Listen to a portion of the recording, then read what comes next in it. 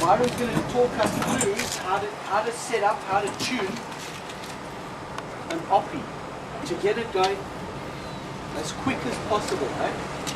Now, the principles that we're going to chat about here apply to every boat, every single boat.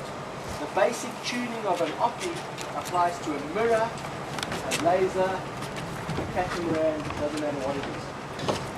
So we'll talk about those couple of things, and when we're out on the water later today, I'd like you to actually try these different games. Who knows what this part of the sail is called? What's it called? Sail. Okay, this part of your sail? Okay, top of your sail? Well, if you look at a person, you've got the Head. and the foot. Okay, so you've got the and the head. And the back of the sail is called the leech of your sail. So you've got the leech, your luff, your head, and your foot. Okay? Now, your luff of your sail on an Oppie, you don't want so much space. Okay? Because a lot of your wind's going to be spilling through here, and that's wasted. So you want to try keep this between 1 and 5 knots. Obviously, depending on your wind strength, you're going to adjust it accordingly. Obviously, in the really strong wind, you want your sail quite close to the mast. Okay?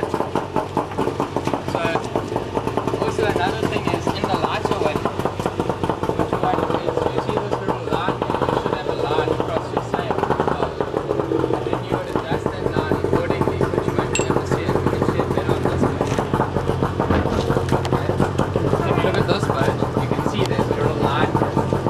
Now, the Oppie laws only limit you to have this line within those two stripes on the mast. But you can adjust it accordingly by the use of those two little sails at the top. If you look at all your Oppie masts, they've got two little holes there. And you can adjust it accordingly. You should have two ties there. You don't adjust the height of your sail with your stretch.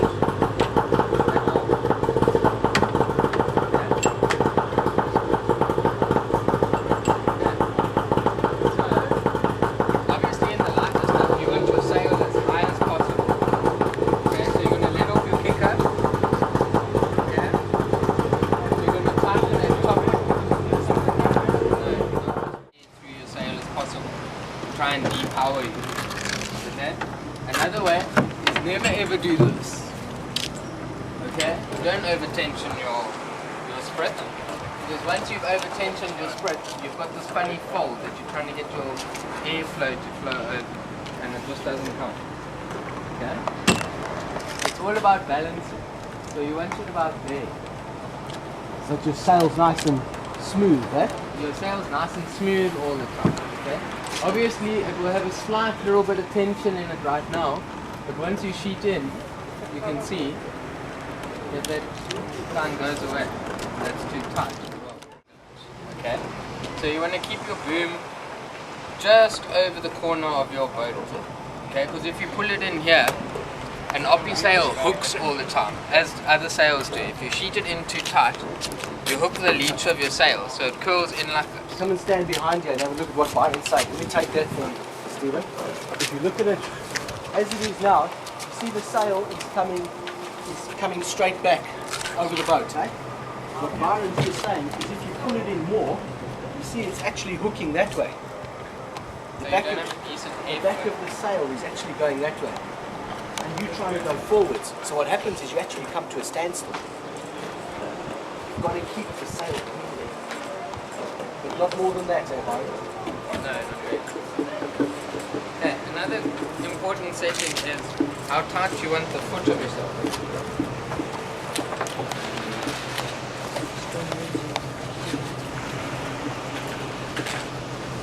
How tight do you want the foot of your sail? See, this is way too tight. Once again, you're causing all the creases along here, and your sail can't form its natural shape. So, by letting it off slightly,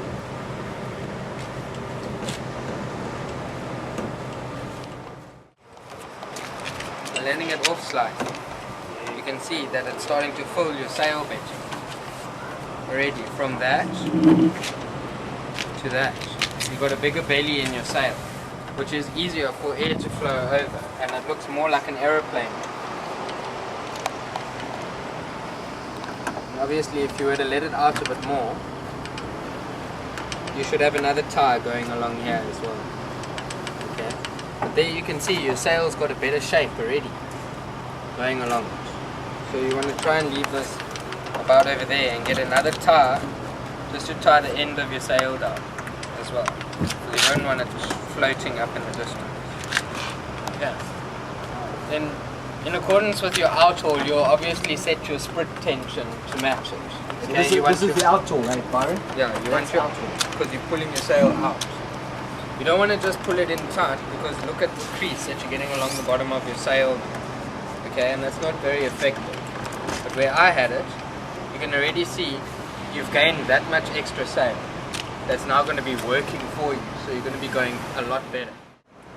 Then you also want another piece going along here over this thing, just to stop your sail from going too far down. And this must be tied a lot tighter down onto the boom. Okay, and then from here you want between 5 mils and 1 centimeter. So have a look here. In places along here, this has got the same setting as what it should have on the mast. It's right up against it. But you actually want it to breathe along the bottom here. You want air to be able to travel freely along here because you've got this crease in there. Okay, which tells me that there's still a bit too much tension on your outhaul. Okay, and then a lot of you are trying to compensate your sail height with that, but you can see how ugly that looks. I mean, that's not an effective sail.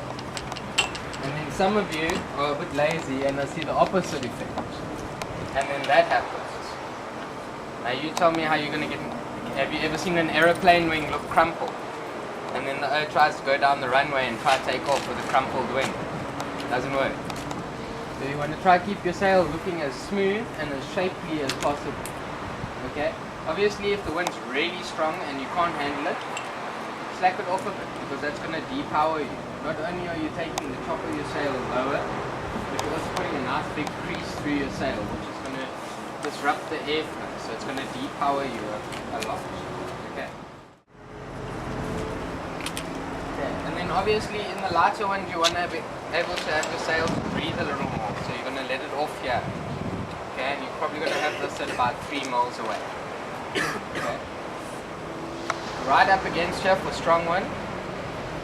Okay, obviously if you're quite a big person, you're going to keep it right up against there in moderate wind, and then when it starts getting a little bit too strong, you want to slack it off again. Okay, so it's from quite far out, you bring it in as the wind picks up, and as it slowly becomes less manageable for you, you want to let it out again. Okay, and obviously the slightly bigger children will have it in closer more than the other people, and they'll have their adjustment further in all the time, and they'll have a smaller margin in which to operate. Same as over here on the boom. Okay, you want it quite nice and loose in the light stuff, and then as the wind gets stronger, you want to bring it in a bit. You'll bring it into about 5 knots because you always want it to breathe slightly along the bottom. Okay, why? Because you've got a lot of action through the sail when you tack and all of that. There's also a lot of disturbance over the top of the hull of the wind and things like that. So it's a lot of disturbed air. So you don't want to try and trap that disturbed air in your sail because it's going to slow you down. So you want your sail to be able to breathe that disturbed air out. You want just pure wind. That's why you don't sail behind someone else. Okay, if you have a look at how the wind comes, it will come in like this and it will travel all nicely over your sail, and then once it leaves your sail it goes all turbulent like this. Now if you're the boat directly behind the boat in front of you, you're getting all that turbulent air coming through your sail. It's not a nice clean airflow, so you don't get as much power out of it. You get dirty air. Also, if you're a small person and there's someone a lot bigger than you sailing in front of you, stay behind that person. Okay, you can sail in his wind shadow, you're going to get bad air from him. Okay, you won't go faster than him, but you're going to be depowered. So you're not going to be struggling as much, and then you can bring your tactics into it when you get to the top bar. Byron, sorry, can I just go through that, how that sail works? Can I just, the sail's what makes the boat go forwards, is that right? Anybody know how it actually does it? Yeah, Josh?